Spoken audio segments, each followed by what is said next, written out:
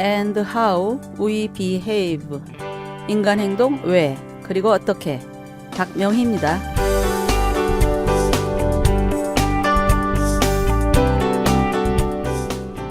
지난 시간부터 평안으로 가는 12걸음 중 나와 나의 관계를 살펴보고 있는데요. 네 번째 걸음인 헤아리기, 즉 나는 두려움 없이 나의 내면을 정직하고 철저하게 헤아린다의 두 번째 시간인데, 우울증에 걸린 희우 씨의 예를 보며 인간 행동의 원인과 방법을 찾아가고 있죠. 우울증에 걸린 사람들은 사고 기능이 제대로 돌아가지 않습니다. 우울한 사람들이 가지고 있는 핵심 신념이 있는데, 아론 벡은 우리 안에 자동적인 사고가 있다고 했습니다. 우울한 사람들의 부정적 자동 사고에는 세 가지 틀이 있는데, 첫째, 자기에 대한 비관적 태도. 둘째, 앞날에 대한 염세주의.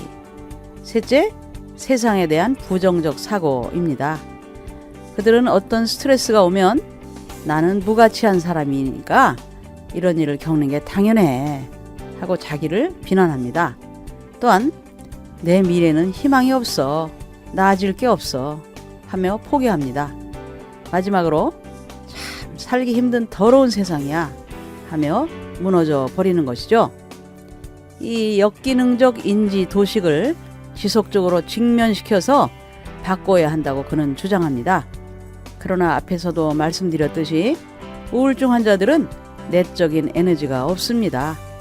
따라서 이들에게는 이런 직면 자체도 버거울 수 있는 것이죠. 샌드포드는 이들에게 하지 말아야 할 주의점을 다음과 같이 제안했습니다.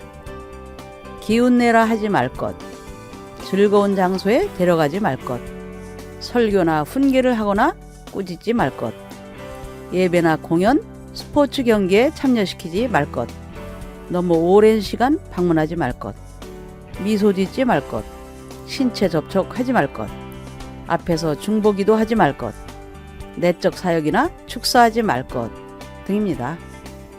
그는 더 많은 것을 주장했지만 제 나름대로 이렇게 정리해봅니다.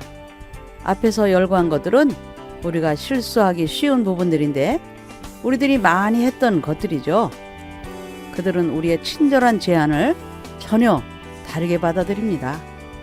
그들은 모든 것은 자신을 비난하기 위한 도구로 사용합니다. 안을 향하여 고정된 부정적인 시각을 가지고 있기 때문이죠. 이 병리적 관점을 바꾸는 것이야말로 우울증 환자를 치료하는 핵심이라고 해도 과언이 아닐 것입니다. 여러분은 어떤가요? 이런 우울증 환자들과는 달리 대부분의 사람들은 자신의 결점을 감추려고 애쓰죠. 우리의 눈은 바깥을 향해 있으니까요. 그러나 우울증 환자들의 눈이 지나치리만큼 자신을 향해 비난의 눈을 크게 뜨고 있다면 우리들의 눈은 다른 사람들의 약점을 찾기 위해 눈에 힘을 주고 부릅뜨고 있는 것 같습니다. 속된 말로 성공하면 내 탓이요, 실패하면 남을 탓하는 것이 쇠퇴이죠. 이것이 세상을 참 시끄럽게 만들죠. 남을 지적하고 헐뜯고 시기해야 내가 올라갈 수 있으니 말입니다.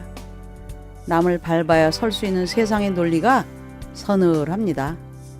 이런 세상에서 살아남기 위해서라도 사람들은 눈을 크게 뜨고 자신의 코를 보호하면서 다른 사람의 귀를 베려고 나를 세우고 있겠죠. 개인적으로 엉뚱한 상상을 해본 적이 있습니다. 그것은 두 개의 눈 중에 하나가 거꾸로 안쪽으로 달려있는 모습입니다. 물론 약간 끔찍하기는 하지만 한 눈으로는 이웃을 살펴보고 한 눈으로는 자기 내면을 헤아려 본다면 훨씬 더 나은 세상이 되지 않을까 하는 것이죠. 다른 사람을 환히 꿰뚫어 보고 있더라도 자신을 들여다보지 못한다면 장님과 다름이 없는 것이죠. 그것은 다음의 말씀 때문입니다. 비판을 받지 아니하려거든 비판하지 말라. 너희가 비판하는 그 비판으로 너희가 비판을 받을 것이요, 너희가 헤아리는 그 헤아림으로 너희가 헤아림을 받을 것이니라. 사람들은 말씀을 하나의 교훈으로 생각합니다만 말씀은 일종의 자연 법칙에 가깝다는 것이 제 경험입니다. 비판하면 그 비판하는 내용으로 하나님께 비판을 받는 것이고, 헤아린다면 그 헤아리는 것으로 하나님께 헤아림을 받을 것인데, 그것은 이 세상에서도 유효하죠. 그래서 내면의 눈을 크게 떠야지요. 그것이 지혜니까요.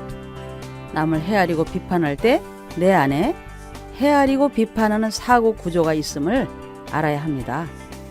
이 사고 구조는 인지도식 마냥 안에 숨어져 있기 때문에 잘 드러나지는 않지만 우리 안에서 이것을 찾아내야 하는 것이죠. 우울증 환자들과 비슷하지만 방향이 다른 이 비난의 시각을 찾아 해결해야 할 것입니다. 아마도 성경에서 예수님께 가장 큰 꾸중을 들은 사람들은 바리새인들일 것인데, 바리새인들은 외식 때문에 예수님께 가장 엄정한 심판의 말씀을 들었죠. 여담입니다만 한 목사님께서 어린 자녀들에게 바리새인들의 외식에 대해서 한참을 설명한 뒤 기도를 시키자 어린 막내가 기도하기를, 하나님, 우리 집은 너무 외식을 안 해요. 외식하게 해주세요. 라고 했답니다. 이것을 듣는 여러분 가운데는 그 외식과 이 외식을 구분하지 못하시는 분들은 없으시죠? 예수님의 마지막 설교의 시작에 외식하는 바리새인들을 질타하시는데 그 내용은 다음과 같죠. 마태복음 23장인데요.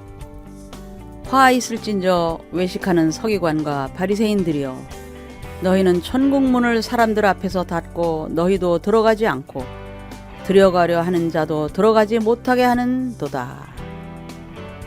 외식은 천국으로 들어가지 못하게 한답니다. 천국은 정직한 사람만이 들어갈 수 있기 때문이죠. 화 있을진저 외식하는 서기관과 바리새인들이여, 너희는 교인 한 사람을 얻기 위하여 바다와 육지를 두루 다니다가 생기면 너희보다 배나 더 지옥 자식이 되게 하는도다. 더 심해집니다. 지옥에 들어가게 한답니다. 교인 한 사람을 그렇게 열심히 찾아다니다가 지옥 자식을 만들어 버리게 한다니 끔찍한 일이죠. 화 있을진저 눈먼 인도자여, 그들이 이렇게 한 원인이 밝혀졌습니다. 눈이 어두워졌기 때문이죠. 제대로 된 분별을 하지 못합니다. 그러니 자신들뿐 아니라 자신들을 따르는 사람들을 더듬어 이상한 곳으로 끌고 가는 것이죠. 그렇다면 어떻게 해서 그들의 눈이 멀게 되었을까요? 화 있을진저 외식하는 서기관과 바리새인들이여, 너희가 박하와 회향과 근체의 11조는 들이되 율법에 더 중한 바 정의와 긍휼과 믿음은 버렸도다. 그러나 이것도 행하고 저것도 버리지 말아야 할지니라. 화 있을진저 외식하는 서기관과 바리새인들이여, 잔과 대접의 겉은 깨끗이 하되 그 안에는 탐욕과 방탕으로 가득하게 되었도다. 화 있을진저 외식하는 서기관과 바리새인들이여, 너희가 선지자를 죽인 자의 자손임을 스스로 증명함이로다. 네, 오늘은 여기까지 눈이 멀다 라는 제목으로 심리학과 신학적인 관점에서 인간 행동의 원인과 방법을 살펴보았는데요. 다음 시간에 이어서 인간의 심리를 계속 분석해보죠. 인간을 알아야 하나님을 아는 것이다 라고 칼빈과 영성의 대가인 이나쇼가 말을 했는데요. 그러니까 인간을 모르면 하나님을 모르는 것이라는 거죠. 왜 예수님이 하늘에서만 말씀하시지 않으시고 인간의 몸을 입고 이 땅에 직접 내려오셨을까요? 그러니까 인간을 아는 것만큼 하나님도 알게 되는 것이네요. 여러분, 다음 시간까지 안녕히 계세요.